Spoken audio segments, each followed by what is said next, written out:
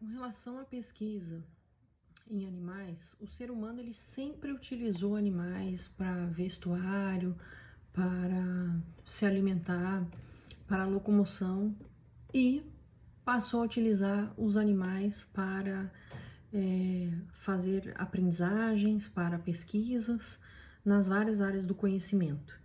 Bom, a maioria dos códigos internacionais relacionados à pesquisa científica, eles dizem o seguinte, que antes de ser feita a pesquisa com seres humanos, essa pesquisa ela deve ser aplicada em animais, ela deve ser realizada em animais. Então, o emprego de modelos animais para a pesquisa vem sendo utilizado desde a antiguidade, muito embora, né, a gente fale que a maioria dos códigos atuais, internacionais, diga, né, que essas pesquisas precisam ser feitas em animais antes de serem feitas nos seres humanos.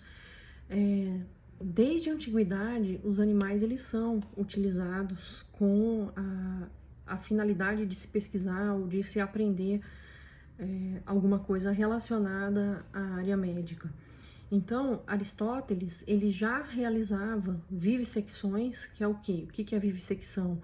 É pesquisa, é alguma operação feita em animal vivo. Então, eu lembro na minha época de colegial, um fato que me marcou muito, um experimento onde a professora pegava um sapo e colocava esse sapo anestesiado, preso, né, de barriga virada para cima e abria o sapo para a gente poder observar o funcionamento dos órgãos. E eu lembro que o sapo acordou no meio da experiência, então assim, foi uma coisa bem traumatizante. Então isso é a vivissecção, é a realização dessas operações no animal vivo. E o que seria num ser vivo? O que seria a dissecação? Já a dissecação, ela é realizada num organismo morto, que não está mais vivo. Além de Aristóteles, Pitágoras, ele também aparece, né, nesse histórico relacionado à pesquisa com animais, porque ele pensava que os homens eles têm a obrigação de ter uma preocupação, de serem amáveis para com os animais. Já Hipócrates, ele relacionava o aspecto de órgãos humanos doentes com o de animais. Então, ele fazia uma comparação com finalidades didáticas, com a finalidade de ensinar. Alguns anatomistas também realizavam, anatomistas da antiguidade realizavam vivissecções em animais com o objetivo de se observar estruturas e formular hipóteses sobre o funcionamento dessas estruturas. Galeno, que viveu entre 129 e 210 depois de Cristo, em Roma, ele foi talvez o primeiro a realizar uma vivissecção com objetivos experimentais e não objetivos didáticos. Ele foi o primeiro a realizar vivissecções para testar variáveis através das alterações que eram provocadas nos animais. A moral judaico-cristã, ela reforçou essa ideia de que os animais, eles foram criados para serem explorados mesmo pelos seres humanos, já que eles são seres inferiores, porque eles não possuem alma. Então, o que acontece? Essa moral judaico-cristã, ela foi reafirmada por São Tomás de Aquino, que ele costumava dizer que nós não tínhamos deveres para com essas criaturas, para com os animais. Na esteira, né, desse breve histórico sobre a experimentação dos animais para fins científicos, didáticos científicos, nós temos o racionalismo de Descartes. Ele também contribuiu para excluir os animais das preocupações morais humanas. Então, o racionalismo ele justificava a exploração dos animais ao afirmar que eles eram destituídos de alma, que eles não tinham sentimentos, e por não terem sentimentos, eles eram incapazes de experimentar sensações de dor ou de prazer. Diversos pensadores se ocuparam, né, de seguir esse pensamento. Então, o Leonardo da Vinci, por exemplo, ele também achava que os animais não possuíam alma, que os animais não possuíam sentimentos. Em 1789, um filósofo chamado Jeremy Bentham, ele retomou algumas ideias pré-existentes com relação à questão dos animais poderem sentir dor, serem seres sencientes. Então, essas ideias que, por vezes, elas foram aventadas na Grécia Antiga. Jeremy Bentham, em 1789, ele retomou algumas ideias da Grécia Antiga, ideias que lançaram bases para a proteção animal como ela ocorre hoje. Então, esse filósofo, esse pensador, ele fazia alguns questionamentos. Então, ele falava, por exemplo, que a questão não é se os animais podem raciocinar, se os animais podem falar, mas eles podem sentir dor? Então, para esse filósofo, sim, os animais podem experimentar sensação de dor, de prazer, de medo. Eles são chamados seres sencientes. E por conta disso, esse pensador, ele atribuiu um critério moral a essa questão da senciência dos animais. Então, para esse filósofo, a capacidade de sentir dor é um atributo moral e por isso os animais eles precisam ser respeitados. Outros pensadores como Schopenhauer, Alexander von Humboldt, famoso cientista, eles se ocuparam também dessa temática. Para eles também os animais eram e são seres sencientes. Darwin, em 1859, com o seu livro A Origem das Espécies, ele estabeleceu os pressupostos de um vínculo existente entre as diferentes espécies animais num único processo evolutivo. Então, a teoria de Darwin, ele possibilitou a extrapolação de dados obtidos em pesquisas com modelos animais para os seres humanos. Claude Bernard, ele foi um famoso fisiologista que defendia o uso de animais em experimentação científica. E ele, em 1860, ele fez algo que deu o start para a criação de normas para a proteção dos animais. Então, o que aconteceu? Ele utilizou o cachorro da família, o cachorro de estimação da filha dele, para dar uma aula para os seus alunos. Então, em resposta a esse ato, a sua esposa, ela fundou a primeira associação para a defesa dos animais de laboratório. E a primeira lei a regulamentar o uso de animais em pesquisa foi proposta no Reino Unido, em 1876. Já havia uma lei anti-crueldade de 1822. Essa lei, ela era chamada de Martin Act. Por quê? Porque um grande defensor dessa lei foi um homem chamado Richard Martin. Vocês podem ler um pouco sobre a evolução legislativa dessas normas de proteção dos animais num artigo científico que eu publiquei no ano de 2009, quando eu retornei do meu pós-doutorado. Meu pós-doutorado foi na área de direito dos animais. Então, eu publiquei alguns artigos que resultaram das pesquisas que eu realizei sobre a temática. Em um desses artigos, eu faço todo um histórico acerca dessas leis de proteção dos animais. Aqui eu estou fazendo um breve apanhado para que vocês compreendam, como que se deu o início dessa proteção e quais foram as principais leis relativas à proteção dos animais, especialmente os de laboratório, que são o foco dessa aula. Então,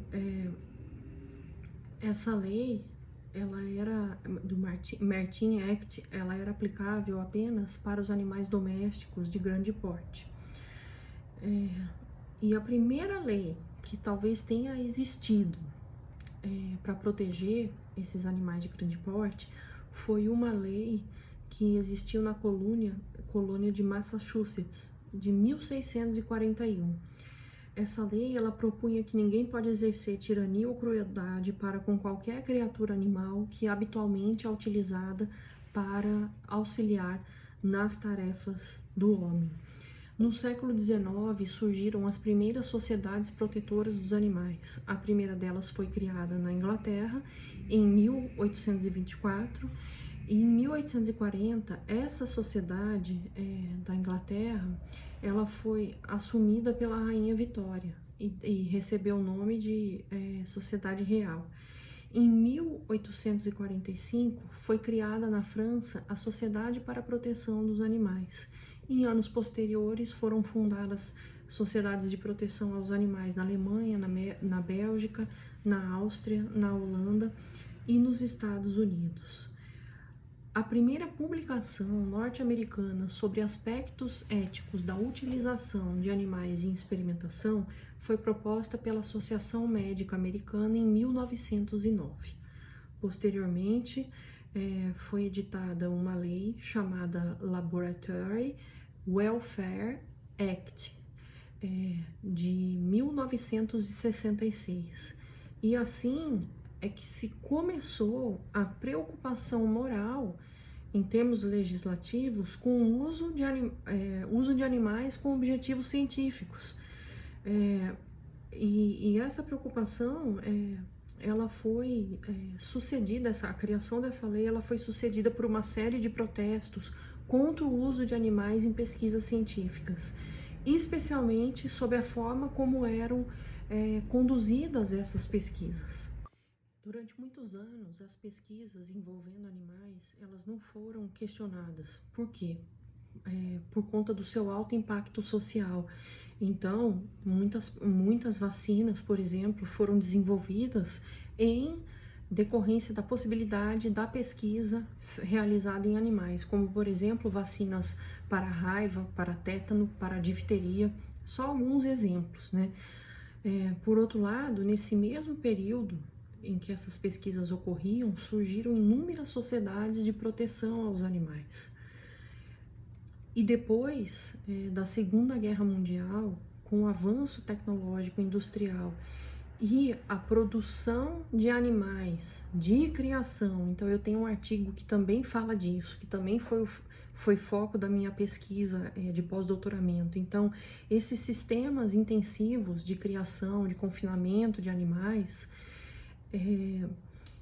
fez surgir, né, talvez um dos maiores paradoxos do capitalismo, que é o que a gente chama de crueldade consentida. Então existe, inclusive, um artigo publicado por um promotor de justiça chamado Laerte Fernando Levy, que é um estudioso, né, da causa animal.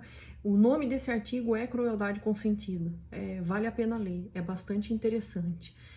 Então, a maioria dos atos cruéis praticados contra os animais, eles têm respaldo na lei. Vide a produção intensiva para a produção intensiva de animais destinados a consumo humano. Então, eu vou disponibilizar para vocês alguns artigos que tratam sobre essa temática para quem quiser se aprofundar. Em 1959, o zoologista William Russell e o microbiologista Rex Burt, eles publicaram um livro onde estabeleceram os 3 R's da pesquisa em animais: Replace, Reduce e Refine. Então, essa proposta desses 2 pesquisadores, ela não veda a utilização de modelos animais, porém, ela propõe uma adequação no sentido de humanizar, né, de tornar essa pesquisa o mais eficaz possível para reduzir o sofrimento, para reduzir também a utilização desses modelos animais. Então, o que esses dois autores eles propõem? Com replace, reduce e refine. Então, substituir, reduzir e refinar essas pesquisas, a utilização desses animais para pesquisa científica. E o debate sobre a utilização dos animais em pesquisas e em outras atividades, como por exemplo, o uso de animais para alimentação, o uso nas indústrias de cosmético, a criação e o transporte. Então, o ressurgimento desse debate a gente pode atribuir ao Peter Singer. O Peter Singer ele publicou um livro chamado Libertação Animal. É um livro muito especial, vale a pena ser lido. Esse livro foi publicado em 1975 e ele causou uma polêmica mundial, principalmente porque nesse livro eram relatadas as condições em que os animais eram submetidos, tanto pela indústria de cosméticos, quanto no processo de produção de alimentos. Em 1975, no Japão, foi elaborada na 29ª Assembleia de Médicos um documento com recomendações quanto aos cuidados na condução de pesquisas que pudessem afetar o meio ambiente e os animais utilizados. Em janeiro de 1978, a Unesco ela proclamou a Declaração Universal dos Direitos dos Animais, né?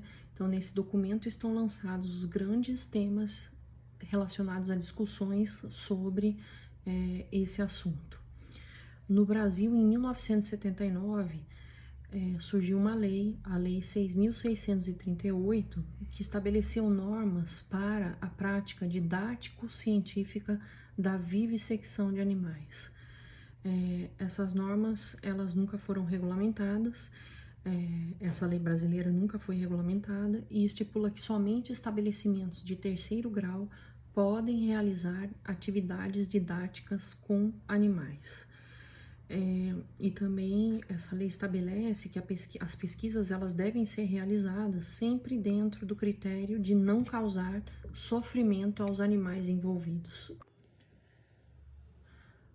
A Lei 6.638 de 79, a Lei de Vivissecção, ela foi revogada pela Lei 11.794 de 2008, também conhecida como Lei Arouca. Essa Lei Arouca, além de revogar essa Lei de 79, ela regulamenta o inciso 7 do parágrafo 1º do artigo 225 da Constituição Federal, estabelecendo procedimentos para o uso científico dos animais. Então, eu sugiro que vocês deem uma lida nessa lei, na Lei Arouca,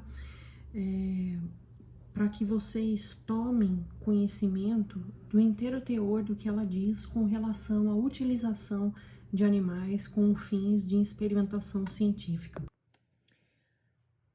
A Lei 6.638 de 79, a Lei de Vivissecção, ela foi revogada pela Lei 11.794 de 2008. É uma lei conhecida como uma lei federal conhecida como Lei Arouca, que além de revogar essa lei de 79, ela regulamentou o artigo 225, parágrafo 1º, inciso 7 da Constituição Federal. Essa lei estabelece procedimentos para o uso científico de animais, né? Então, dentre os aspectos importantes da lei, nós podemos citar que essa lei ela só permite a utilização de animais para experimentação científica em estabelecimentos de ensino superior ou em estabelecimentos de educação profissional técnica de nível médio da área biomédica. Vamos ver o que mais. Ela também criou o Conselho Nacional de Controle de Experimentação Animal, conhecido como CONSEA, e também ela criou a necessidade de implantação das comissões de ética no uso de animais. Então, assim, eu sugiro que vocês leiam essa Lei Arouca, quem gosta, né, dessa área de de Direitos dos Animais, leia essa lei Arouca para entender todos os aspectos que essa importante lei trouxe. Ao regulamentar o artigo 225, parágrafo 1º, inciso 7 da Constituição Federal. Devemos ainda fazer menção à Lei de Crimes Ambientais, Lei 9.605 de 98, que trata em seu artigo 32, parágrafo 1º, incrimina quem realiza experiência dolorosa ou cruel em animal vivo, ainda que para fins didáticos ou científicos, quando existirem recursos alternativos. Por fim, com relação à pesquisa científica em animais, nós podemos citar a Lei de Biossegurança, que é a Lei 11.105 de 2005, e ela pode ser aplicada ao uso de animais na experimentação científica, sobretudo no que tange à utilização de animais transgênicos. O artigo 3º, inciso 5 dessa lei, aduz que organismo geneticamente modificado é aquele organismo cujo material genético tenha sido modificado por qualquer técnica de engenharia genética. Portanto, a lei de biossegurança se aplica também ao uso de animais em experimentação científica. É importante ressaltar, eu esqueci de falar com vocês, que a lei Arouca, ela só é aplicável aos animais vertebrados. Então, os outros animais não recebem a proteção da lei Arouca.